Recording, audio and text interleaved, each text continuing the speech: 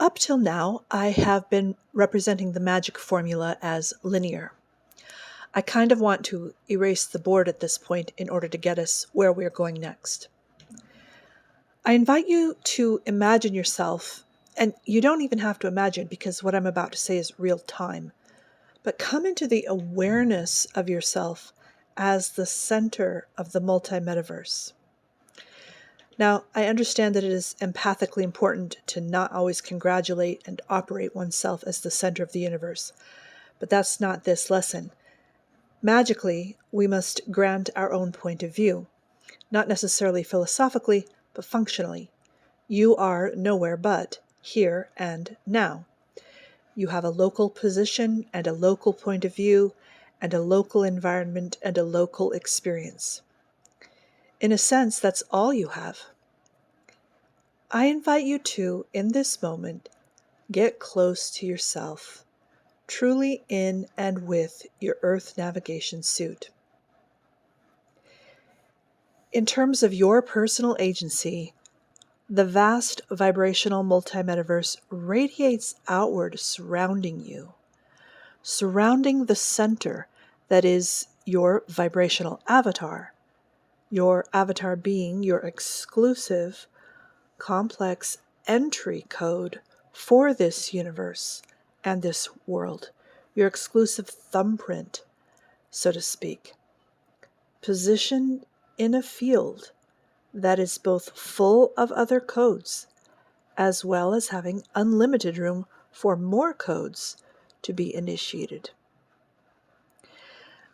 Imagine this position of yours in the multi-metaverse as a sphere surrounding you. Imaginarily, you can dilate and contract the size of the sphere. It can be as small as to contain only your body. It can encompass your novice environment, your room and your hut. For our purposes at this time, which is the novice stage of practice, the largest dilation the sphere is at is the size of your village. P.S. If this is your first time hearing a video of mine, novice environment and the village are explained in previous episodes. I invite you to listen to the entire Keys of Magic series. Going forward, let us understand the magical formula spherically instead of linearly. You find yourself within the Earth realm in an Earth avatar with the birthright treasure afforded you to create that world, at least your corner of that world, that which lies within the sphere that constitutes your influence. And again, for now, we've set that sphere of influence artificially as no farther than the village, so that we may practice. Before you entered this avatar, you understood that within the Earth avatar you would inhabit, there would lie the keys of creation.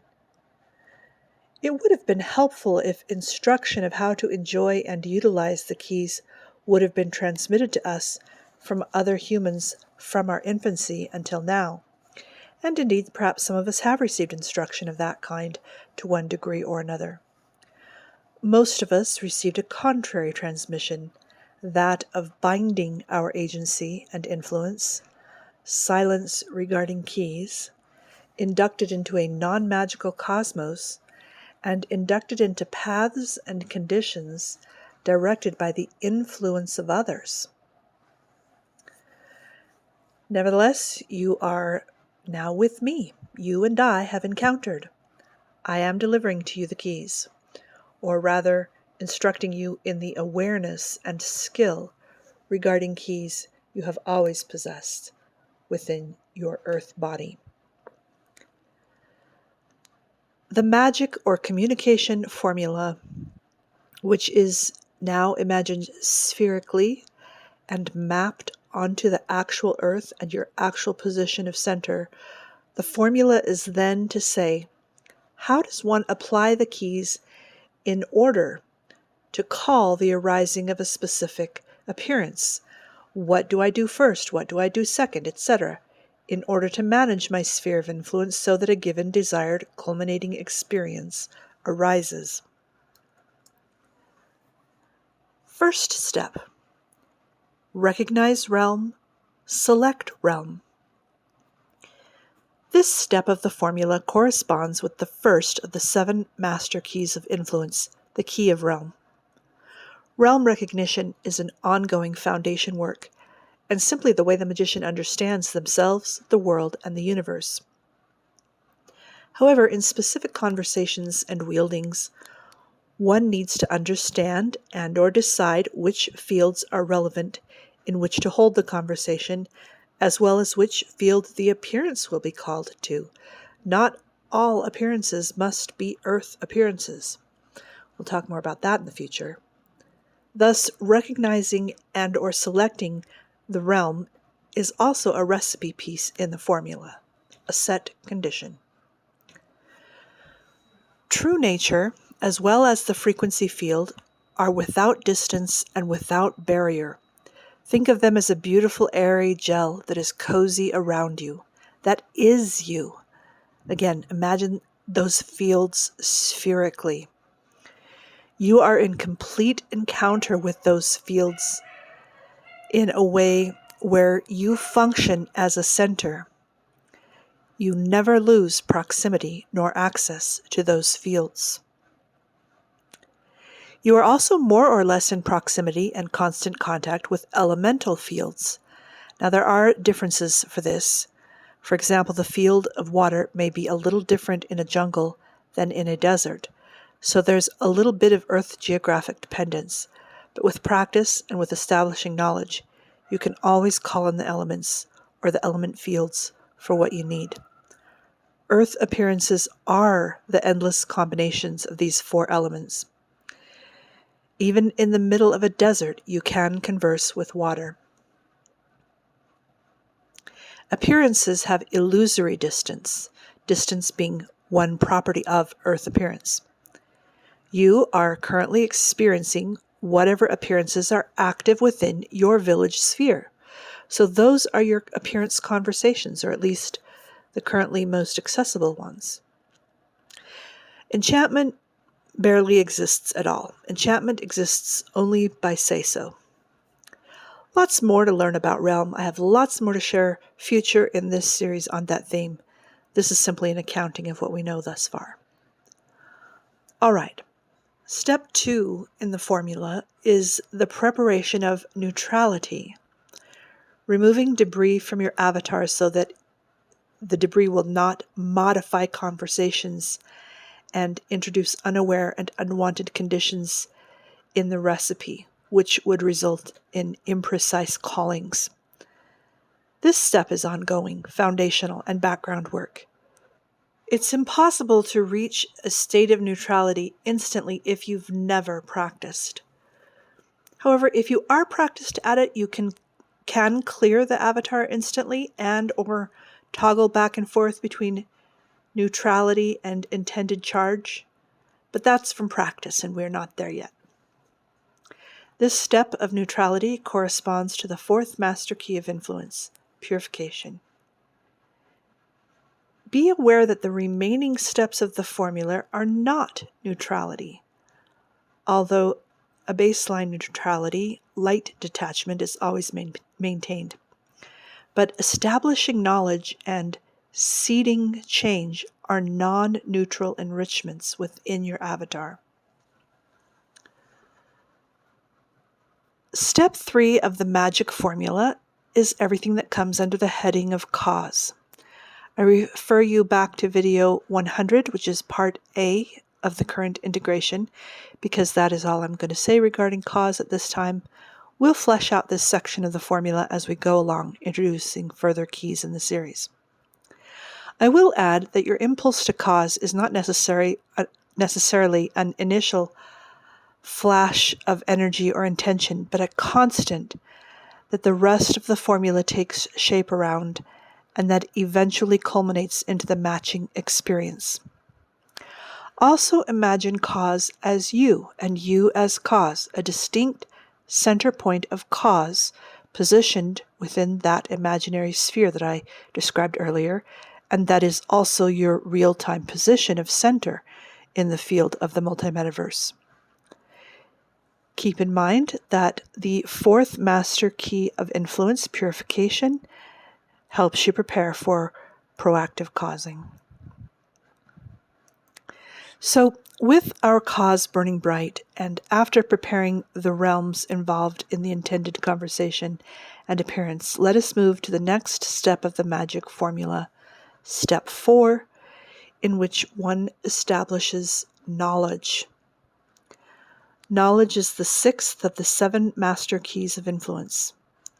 Again, knowledge is normally an ongoing foundational work, especially within one's art or craft, which becomes a tribe or family. What that does is that once you have taken the time to establish a deep knowledge, you don't have to keep redoing that connection for each single wield. You establish the relationships, then you are able to introduce wields at any time based on these pre-established relationships that accept and help these wields. Nevertheless, there are also times when knowledge conditions are set per specific intended formulas, as well as one moves out of apprentice into journeyer stage and onward to adept, which we are nowhere near any of those stages yet. But at that time, one ought to have some general capacity beyond one's art so that in any encounter, whatever situation one is in, one has the skill to wield, including quickly setting pertinent knowledge conditions. I am going to here right now detail and integrate several steps that together are the conditions of the knowledge section of the formula. Basically, how to establish knowledge, or what we've learned so far about that in the series. So let's call this next step in the formula 4A. 4A is what I call affinity. Affinity is background. Affinity is not a need in a specific formula recipe. What affinity is a fancy magical word for what interests you, or that you like, or something you have an obvious talent or connection to regardless of how much you like it. Affinity draws your attention to what in the earth or universe will be your chosen art, your chosen tribe, so that you can focus your magic learning and wielding, as well as simply enjoy yourself. Affinity whispers to you, or shouts loudly, what beings you would like to know, or perhaps what beings would like to know you. You can choose knowledge that you don't feel a particular affinity to. You can simply choose something. However, many people often experience affinities that lead them to their first knowledges. Once you accept or select an affinity, you may operate within that affinity in terms of the magical formula, so that your affinity becomes a practiced art. Living within an art is meant to be deeply pleasing in the tiniest and continuous ways of the present. Step 4B is what I call the encounter. You are always an encounter. All that is being. There's no way not to be an encounter. I've invited you to explore and enjoy your village, lots of encounters there. Encounter is often generalized and passive. One can determine one's show-up energy for those generalized encounters. Occasionally there can be intense encounters that come to you within your path. It's nice to know how to be on the receiving end for those, something we'll talk about more in the future. However, in a specific formula for an intended appearance, you would seek an encounter with a relevant being, or the family of the art if you are laying the groundwork. Thus, encounter is a condition that may be set. Encounter is when membrane is still intact. Boundary. I am an individual, you are an other individual. We have honorable encounter, but minimal intimacy.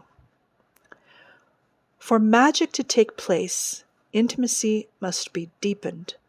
The membrane must dissolve, and admittance given. Because to induce change is to choose. The only choice agency you have is over your own body. You may not choose for another being unless they allow consent. The change that is induced will be mutually induced change. In fact, if you are seeking another being for magic, you are the one that cannot complete the magic without them. They have the magic for those specific conditions.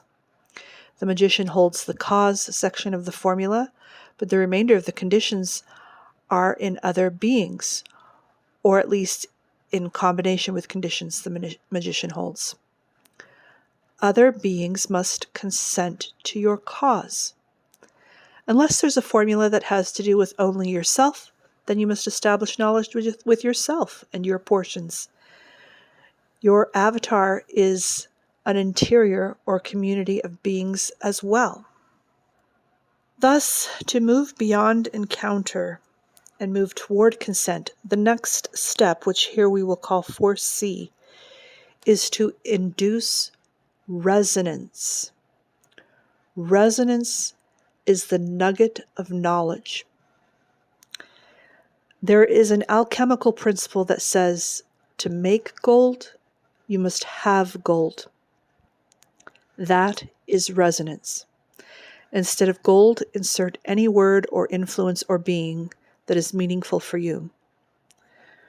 This saying may be at first counterintuitive because you are imagining your not, you are believing your lack, that you believe you must rescue with an appearance, which I've told you many times in this series that constitutes the falsehood of magic. Let's leave this saying on the table. To make gold, you must have gold. Ponder it. You don't have to understand completely yet. We will investigate the principle of resonance ongoing. And if you do the steps of the formula, you will live resonance in real time, whether or not you mentally understand it yet. Resonance has its own subsection of steps in the formula. The step I am going to call 4C first is to be communicating already and always in the universal language of true nature. Step 4C first is trustworthiness. I've spoken about trustworthiness in general throughout the Keys of Magic series. The second and third master keys of influence, the key of vow and the key of dedication, invite one to trustworthiness. I will be more explicit about trustworthiness in future lessons. For now, let's simply understand its position in the formula, and we'll go on. Step 4C second, that leads to resonance, is hearing, observation and hearing. The speaker must first hear. When you select a focused encounter, there's no rushing the deepening of intimacy. There is patience and enjoyment. The earth and its children long for the love of humankind. They want to be seen and heard. As you settle into a stance and reality of hearing and observing, you will be communicated with. The being you seek, the way that they are, is the way that they are communicating, their language. And you will want to immerse yourself in that. Release the mind's interference and simply rest in the presence of that being and hear. Now, you never want to not be hearing and observing. That is ongoing. But after some time of only hearing, you can initiate the next steps in the formula. Also, the self-training regarding sensation that I offered to you beginning in video 94 is method regarding hearing. Step 4C third is to offer a formal magical greeting to the master of the art. The master of the art is the being that serves and is served by the art. This is generally an archetypal being. Not always. Occasionally, you need the participation of an actual specific being. But, for example, if you are a beekeeper, you don't have to determine which bee in your yard is the master. That's not what is meant. Master bee, you say. Although, when it comes to bees, you might want to stop by the throne of the queen, eh? Also, there may be more than one master within the art. If you are a weaver, You may wish to greet formally, both loom and thread, or you can combine and simply say Master Weaver. If you are patient with the hearing step, you will understand who or what and how in language to greet. It's not about perfection of method, it's about your level of reverence and gist of intention. Some words of formal greeting I have given in past lessons are as follows. I give you my greeting. I submit myself to your magic and your tutelage. I greet you in peace. I offer my service. I am willing to receive the wisdom you deliver. Master Earth, Master Water, Master Fire, Master Air, I greet you in peace. I offer myself as your child and servant, and am gratefully and humbly ready to receive the wisdom you are willing to give. Magical greeting is also encouraged as a constant practice, even if you don't need to induce a formula. It's an honorable way in the world. For that, you can say hello. Hello, friend. Hello, cousin. Hello, little sister. Hello, uncle. Hello, grandmother. Peace be unto you. Greeting opens the door to the next step, which is the stage of submission. Step 4C, fourth. I know that submission can be a difficult word for modern sensibilities, and in other contexts, I would wholeheartedly agree. This magical understanding of mastery and submission is not about losing your agency. Magically, submission is resonance. In submission, you will deepen your hearing, and you will comprehend and fulfill the requests made of you by your new family. For example, if you are submitting to Master Air, you might feel the invitation in the breeze that moves by you, asking you to dance with it. What do you ask of me? You offer to those you serve. Hear to be heard. Submit to be submitted to. Fulfill bidding, to have bidding fulfilled. To make gold, you must have gold. This is resonance. You will be communicated with and taught how to be that one that you have sought. Imagine that you are walking down the street and you come upon a charming little grocery store. The fruit bins and flowers are out on the sidewalk. The awnings over the windows are inviting. You can already hear the bell that you know will chime when you open the quaint wooden windowed door. This is an experience of affinity. You walk into the store because of your affinity. You see an old man mopping the floor near the entrance. Despite his humble activity, you get the sense that this might be the owner of the store.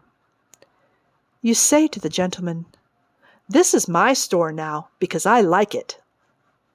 Obviously, that's not how it works. Anyone can see that when described like this in real time. What you do is greet respectfully and maybe even bow to the venerable old man, the master of the store, and say, "I love this store. I would love to be here and be of help to you. Will you teach me? What would you like me to do?" Submission. The old man is probably going to hand you the mop.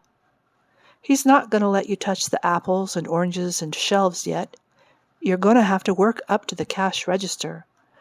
Maybe after a few years of service and submission, he might teach you the books, introduce you to his vendors. The reason he will do that is not mainly because of your skill, but mainly because of your trustworthiness. He can induce skill in you. He's giving you his magic. What you are offering is the trustworthiness. After some time, he may see you as his child and may even leave the store to you eventually. It is at that point your initial affinity culminates into a real-time experience. So you can see how submission works magically and in terms of establishing resonance and knowledge. Generally, there is some time involved. However, practiced magicians can effect submission and resonance quickly if needed in new situations.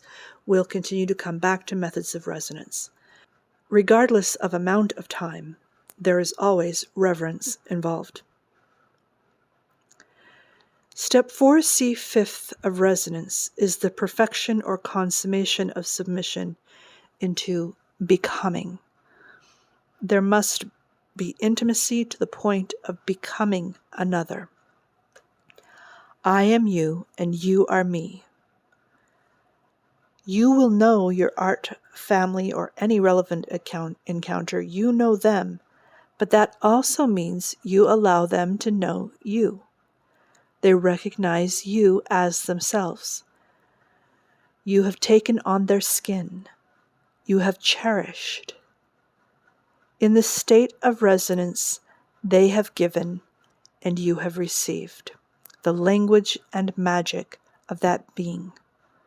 You have accessed all the conditions that being possesses by becoming that being yourself.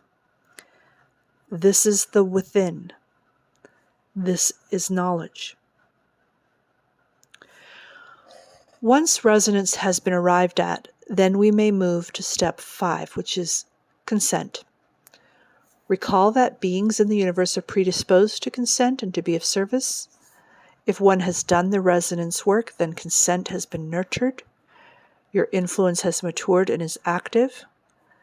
There may be instances where a more explicit consent needs to be obtained, but generally, if you've gotten this far in the formula, you also have consent. The term consent has the word sense in it. Consent means to sense with. That fits in beautifully with what we've learned about sensation, resonance, submission, knowledge, and becoming. A thank you might be in order at this stage of the formula. Thank you for your consent and participation and gifts and magic. Thank you for your service. Step 6 of the magic or change or communication formula is to seed or speak within the resonance. Step 6 corresponds with the 7th of the master keys of influence, which is called the key of wielding. 6A is that you comprehend the language or the pattern, which you will if you have been hearing and have come to resonance. You comprehend the pattern of where you are coming from, where you are going to, and all the translations in between. You apply your ability with the language to first offer an invitation or request. Invitation is step 6B. Invitation is resonance switch. The invitation is an invitation for the being to resonate with you and to follow your lead. This resonance switch, this directing of the pattern, is still done with consent and trust and honor. But for the pattern to change, the lead, the cause is in you as the magician. You have followed and resonated with the master, and now you have the privilege of mastering the resonance and inviting them to follow in the change in the resonance pattern. Again, this is not meant to be violation or captivity, but rather vision and nurturing. They have given their gift. You will now give your gift as the artisan or creator. Step 6C is the readying of your powers as they may apply to the specific wield. Powers development is, of course, ongoing and often craft-specific, although there are some common magician powers. Recall that powers is the 5th of the 7 master keys of influence. With your powers and with language and in resonance, you then make the pattern and condition adjustments, settings, and or translations. This is step 6D, termed differentiating. What difference, how many differences, and how the differences are effected are all going to be very specific and unique based on your art and or based on the relevant realm and or based on the appearance intended. We definitely will flesh out patterns, languages, and differentials as we continue our magical dedication in the Keys of Magic series. It is also at this stage of the formula that we might be reminded of the principle that the least amount of energy needed is what serves to induce change. Based on what we have learned thus far, step 6D first is the command within, and step 6D second is the command without. This is new information, although we've been building up to it.